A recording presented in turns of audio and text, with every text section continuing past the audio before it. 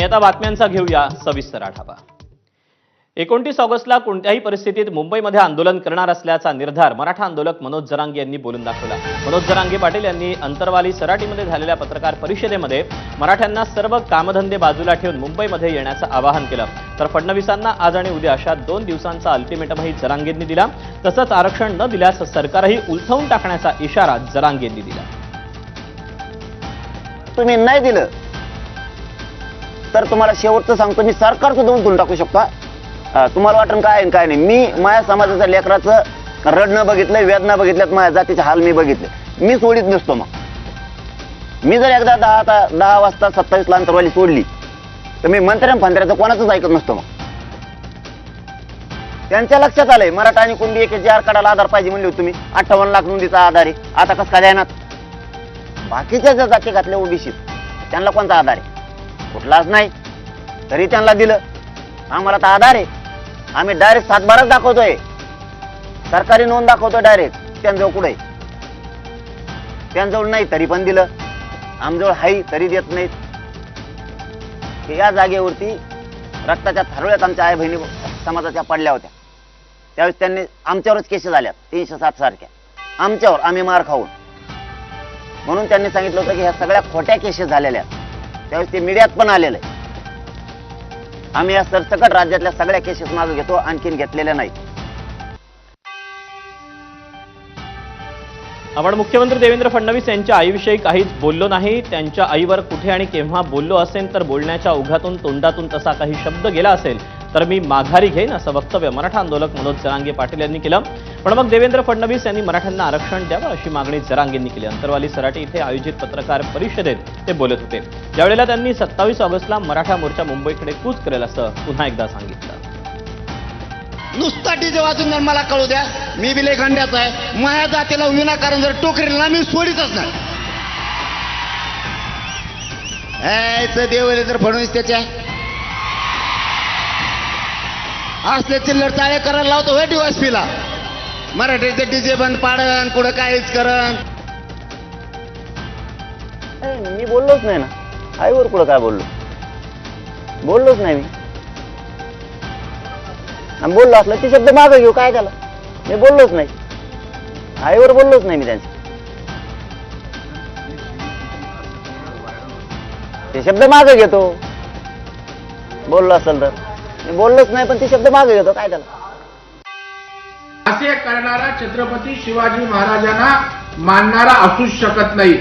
एका बाजूला पवार साहेबांचं गुणगान करायचं, कौतुक करायचं, पालख्या व्हायच्या, आणि दुसऱ्या बाजूला मुख्यमंत्र्यांना आईवरून शिव्या द्यायच्या, हे कुठलं आलं धोरण? एवढीच जर तुम्हाला खाज आहे तर ज्या शरद पवारांनी तुम्हाला एवढे वर्ष आरक्षण दिलं नाही त्या शरद पवारांचं नाव का घेत?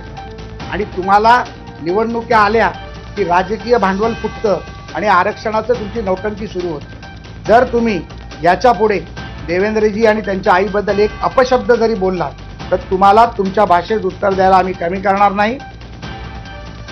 पहिल्यांदा मराठा समाजाचं आरक्षण दिलं, मराठा समाजासाठी अनेक महत्त्वाचे निर्णय घेतले, त्या देवेंद्रजी फडणवीस यांच्या आईबद्दल तुम्ही अपशब्द वापरता।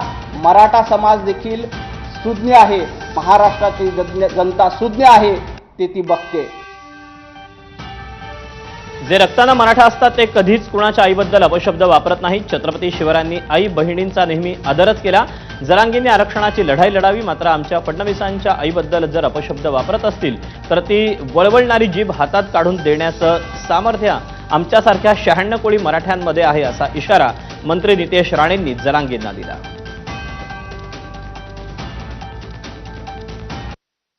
जे रक्ताने मराठे असतात ते कधीच कुठल्या कोणाच्या आईबद्दल अपशब्द वापरणार नाही। ज्या शिवरायांचा आपण आदर्श घेतो त्या छत्रपती शिवरायांनी नेहमीच प्रत्येक माता भगिनीचा आदरच केलेला आहे। मनोज जरांगे पाटील हे मुंबईच्या आंदोलनासाठी रवाना होत असताना धनगर समाज बांधवांकडून याबाबतचे बॅनर्स लावण्यात आले. बीडच्या परळीतील छत्रपती शिवाजी महाराज चौकात बॅनरबाजी करण्यात आली. बॅनरवर धनगर समाजाच्या एसटीमधून आरक्षणाला पाठिंबा देणाऱ्या मनोज जरांगे पाटील यांच्या मराठा आरक्षणाच्या लढ्याला जाहीर पाठिंबा असा आशय बॅनरवर पाहायला मिळाला. उपमुख्यमंत्री अजित पवारांचा मनोज जरांगे यांना आतून समर्थन असल्याचा दावा ओबीसी नेते लक्ष्मण हाकेंनी केला. अजित पवार सत्तेत असताना त्यांचे आमदार मनोज जरांगे यांच्या व्यासपीठावर जातात, मनोज जरांगे यांच्या मांडीला मांडी लावून बसतात. हे राज्यकर्त्यांना दिसत नाही का असा सवालही हाकेंनी उपस्थित केला. मुख्यमंत्र्यांनी असल्या फालतू माणसाचं लाड करणं बंद करावं. हे बघा, जरांगे काहीही आरोप करेल, मला वाटतं मुख्यमंत्र्यांचा अपमान म्हणजे महाराष्ट्राचा अपमान आहे. सत्ताधारी लोकांना काहीच वाटत नाही, त्याला आता आम्ही कार्यकर्ते म्हणून तर काय करणार. बीडच्या गेवराईमध्ये राष्ट्रवादी अजित पवार गटाचे आमदार विजयसिंग पंडित आणि लक्ष्मण हाके यांच्या समर्थकांमध्ये संघर्ष निर्माण झाला. ओबीसी नेते लक्ष्मण हाके यांनी आमदार विजयसिंग पंडित यांना उद्देशून आक्षेपार्ह विधान केलं होतं. याच निषेधार्थ पंडित समर्थकांनी गेवराईमध्ये लक्ष्मण हाके यांच्या पुतळ्याचं दहन करून निषेध नोंदवला. दरम्यान आता त्याच ठिकाणी लक्ष्मण हाके यांच्या समर्थकांनी एकत्र येऊन हाके यांच्या प्रतिमेला दुग्धाभिषेक घातला. सध्या गेवराईमध्ये पंडित विरुद्ध हाके समर्थकांमध्ये संघर्ष निर्माण झाला. लक्ष्मण हाके यांचं योगदान पाहता मंडल यात्रा कशासाठी काढली जाते हे प्रश्न विचारण्याचा अधिकार त्यांना नाही. शरद पवारांच्या राष्ट्रवादीचे प्रवक्ते शिवराज बांगर यांनी हाकेंवर निशाणा साधला. मंडल यात्रेवरून प्रश्न विचारून आपल्या मालकाला खुश करण्याचं काम हाके करतात. हाकेंना रसद कोण पुरवतं हे सर्व महाराष्ट्राला माहीत आहे असं म्हणत बांगर यांनी हाकेंवर टीका केली. लक्ष्मण हाकेचं जे ओबीसीचं योगदान आहे ते योगदान पाहता यात्रा कशासाठी काढली जाते, का काढली जाते हे प्रश्न विचारण्याचे लक्ष्मण हाकेंना काही अधिकार नाही. मराठा आरक्षणाच्या मागणीसाठी मनोज जरांगे पाटील यांच्या नेतृत्वाखाली राज्यभरातून मराठा समाज बांधव मुंबईला जाण्याच्या तयारीत आहेत. धाराशिव जिल्ह्यातील सारोळा गावात आंदोलनासाठी जोरदार तयारी करण्यात आली. आंदोलनासाठी खास ट्रॅक्टर तयार केला असून त्यामध्ये 15 दिवसांच्या स्वयंपाकासह सर्व नियोजन करण्यात आलं आहे.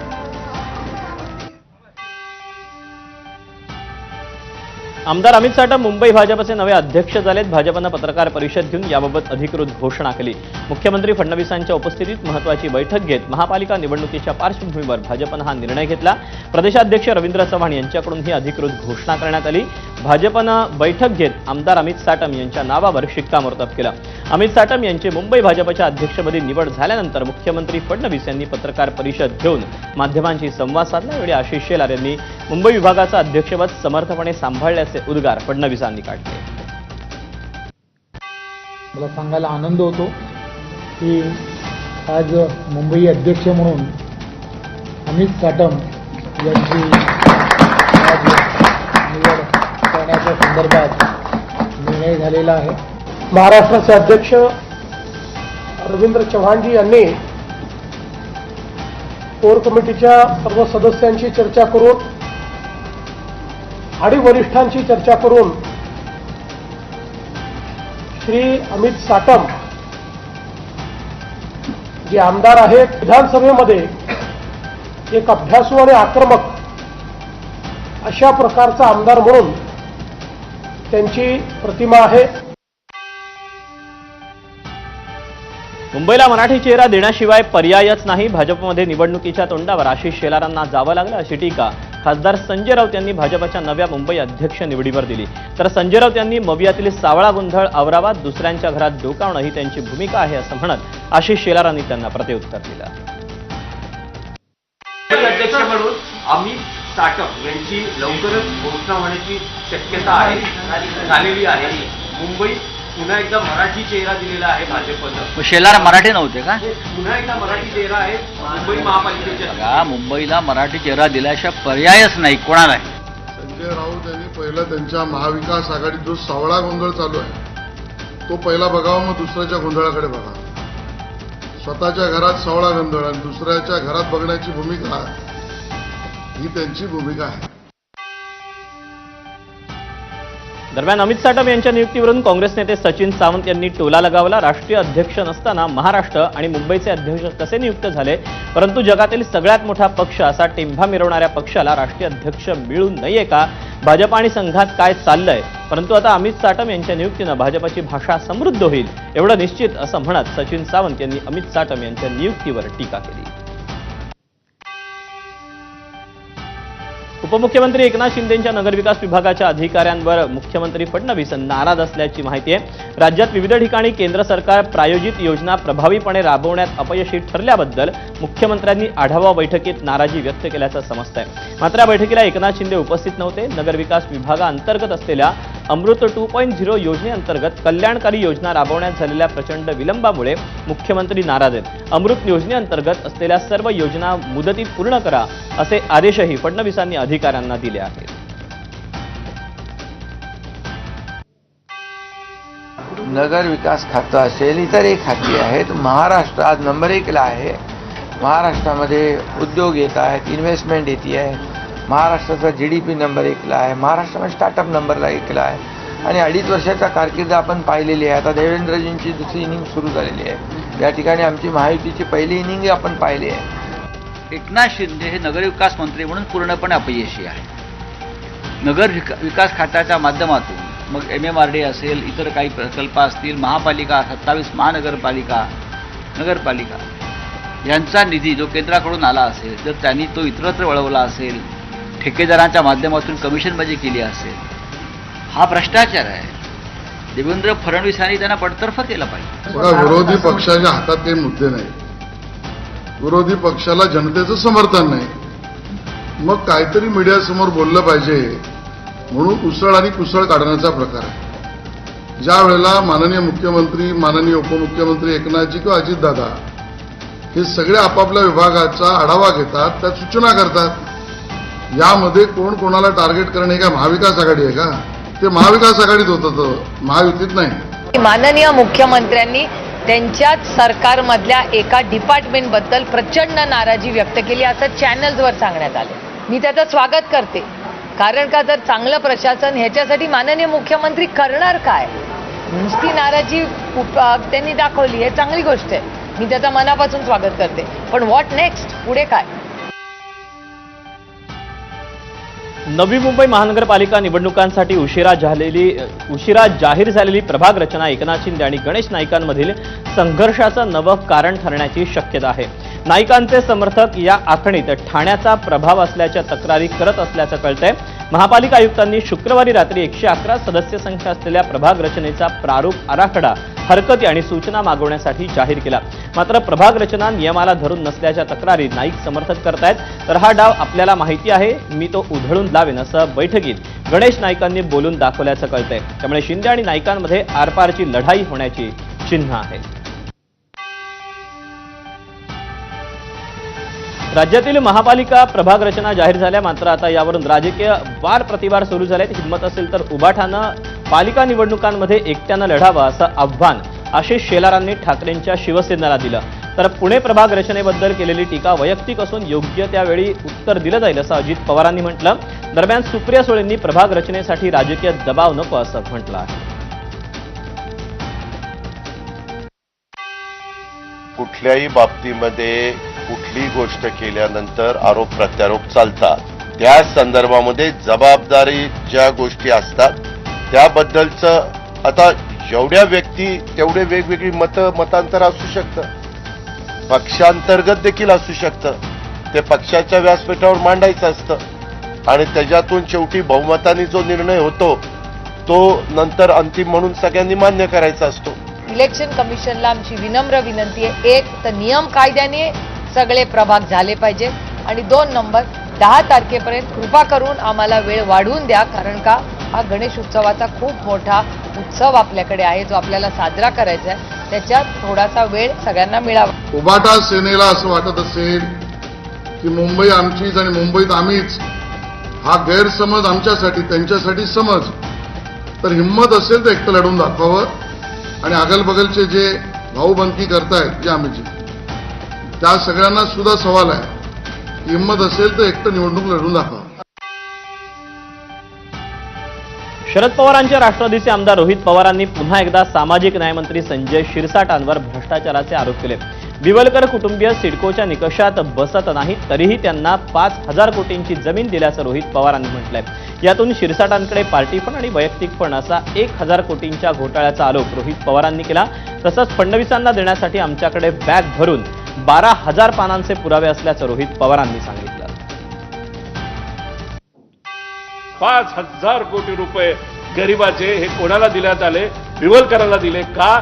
शिरसाटांना कुठेतरी 1,000 कोटी हे इलेक्शनच्या आधी पार्टी फंड आणि स्वतःचा व्यक्तिगत फंड, ज्याच्यातून त्यांना हॉटेल घ्यायचं होतं, ज्याच्यातून त्यांना तिथं MIDC मध्ये भूखंड घ्यायचा होता, त्र्यंबकेश्वरमध्ये जमीन घ्यायची होती आणि आता कदाचित मुंबईच्या आसपास त्यांचे अनेक बिल्डिंग तिथं सुरू आहेत असं आम्हाला कळतंय.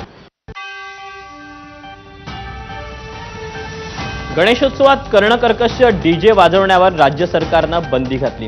या पार्श्वभूमीवर मंत्री संजय शिरसाट यांनी छत्रपती संभाजीनगरमधील गणेश मंडळांना डीजेऐवजी बँजो मागवा असं आवाहन केलं. यावेळी संजय शिरसाट यांनी एक टिप्पणी केली.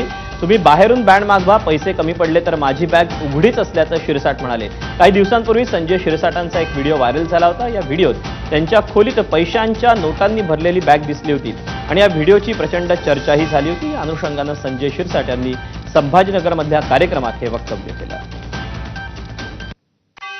मी सर्व मंडळाच्या अध्यक्षांना विनंती करतो, नका करू, काय करायचं आपल्याला? 40 गावचं बँड मागवा ना, वैजापूरचं मग उदलचं मागवा, पैसे कमी पडले ते सर्व लोक आहेत आणि काही नाही जमलं तर मी आहे, बॅग माझी उघडीच आहे. गणपती मंडळ आहेत त्यांनी आता डीजेची पारंपरिक वाद्य वाजवावी आणि यासाठी कोण पैसे देत नसतील तर माझी बॅग उघडीच आहे, मी अशा व्हिडिओला घाबरत नाही. ठीक आहे. आता ह्याच्यावरती आपण काय बोलू शकतो? बॅग उघडी आहे त्यांची, कारण हे जे लुटलेले पैसे आहेत त्या बॅगेत आहेत. भ्रष्टाचाराच्या पैशावरती तुम्ही गणेशोत्सव साजरा करा, हा स्पष्ट संदेश आहे. लाडकी बहीण योजनेतील लाभार्थ्यांच्या पडताळणीला अंगणवाडी कर्मचाऱ्यांनी नकार दिला. त्यामुळे गेल्या काही दिवसांपासून तपासणीचं काम बंद पडलं. आता पर्यायी यंत्रणा उभी करून तपासणीचं काम सुरू करण्याची मोहीम सरकारकडून हाती घेतली जाणार आहे. महिला बालकल्याण विभागाकडून अशी माहिती देण्यात आली आहे. राज्य सरकारच्या तपासणीत लाडक्या बहीण योजनेतील अपात्र आढळलेल्या महिला लाभार्थ्यांना फक्त योजनेतून बाहेर काढलं जाईल. त्यांच्यावर कोणतीही कायदेशीर कारवाई किंवा निधी परत घेण्याचा सरकारचा विचार नसल्याचं अर्थ राज्यमंत्री आशिष जयस्वाल यांनी सांगितलं. 1 रुपया पीक विमा योजनेत पण अनेक अपात्र शेतकऱ्यांनी लाभ घेतला होता. सर्व महाराष्ट्राचे नागरिक आहेत, संख्या मोठी असल्यानं कोणाकोणावर कारवाई करायची असा सरकारपुढे प्रश्न असल्याचं आशिष जयस्वाल म्हणाले. लोकांनी देखील याचा विचार करायला पाहिजे की एखादी योजना जेव्हा समजा अनुसूचित जाती किंवा जमाती घटकासाठी असेल तर अनुसूचित जाती जमातीच्या घटकाने त्याच्यात लाभ घेतला पाहिजे, परंतु दुर्दैवाने असं होत नाही. ते होऊ नये. एक रिस्पॉन्सिबल सिटीजन म्हणून प्रत्येक नागरिकाची जबाबदारी आहे की त्यांनी अपात्र लाभार्थ्यांनी योजनेचा लाभ घेऊ नये. अपात्र लाभार्थ्यांना फक्त योजनेतून बाहेर काढलं जाईल, त्यांच्यावर कोणतीही कायदेशीर कारवाई होणार नाही. तूर्त असाच निर्णय आहे आणि अद्यापर्यंत कुठल्याही लोकांवर कारवाई करण्याचा निर्णय सरकारने घेतलेला नाही. रायगडचं पालकमंत्रीपद मिळण्यासाठी मी गणरायाला साकडं घालणार आहे असं मंत्री भरत गोगावले यांनी म्हटलं. रायगड जिल्ह्याचा पालकमंत्रीपदाचा तिढा अद्यापही कायम आहे. त्यामुळे रायगड जिल्ह्याच्या पालकमंत्रीपदाची माळ अजूनही कोणाच्या गळ्यात पडत नसली तरी येत्या गणेशोत्सवात रायगडचं पालकमंत्रीपद आपल्याला मिळावं याकरता मी गणरायाकडे साकडं घालणार असल्याचं गोगावले यांनी म्हटलं. गणेशोत्सवापूर्वी किंवा गणेशोत्सवानंतर रायगडचं पालकमंत्रीपदाचा तिढा सुटेल. तो आता गणपती बापाकडे साकडं घालतोय की आता गणराया यातनं मार्ग काढ आणि मला वाटतं नाही का गणेशोत्सवापूर्वी किंवा गणेशोत्सवानंतर रायगडचं पालकमंत्रीपदाचा तिढा सुटेल. तो आता गणपती बापाकडे साकडं घालतोय की आता गणराया यातनं मार्ग काढ आणि मला वाटतं नाही का.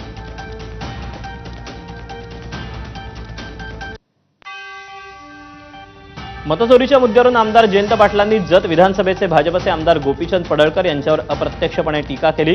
काही जण स्वतःच्या गावात नाही तर दुसऱ्या भागातून 40 ते 50 हजार मतांनी निवडून येतात. हे संशयास्पद आहे. त्यामुळे हे निवडणुकांचे निकाल खरे आहेत का असा प्रश्न उपस्थित होत असल्याचं पाटील म्हणाले. जतमध्ये लोकशाहीर अण्णाभाऊ साठे यांच्या जयंतीनिमित्त आयोजित आदर्श शिक्षक पुरस्कार सोहळ्यात जयंत पाटील बोलत होते. या देशात पहिल्यांदा सामान्य माणसं विचार करायला लागतात की अरे हे निकाल लागतात हे खरे आहेत का? 5-10 हजारांनी इकडे तिकडे समजू शकतो, 40-40, 50-50, 60-60 हजारानं तो निवडून येणार नाही, तो निवडून यायला लागला. विक्रांतदादा आपल्याला असेल म्हटलं. बातम्यांसोबत बुलेटिनमध्ये वेळ झाली, छोट्याशा ब्रेकची लगेच परत येतोय. पाहत राहा महाराष्ट्र.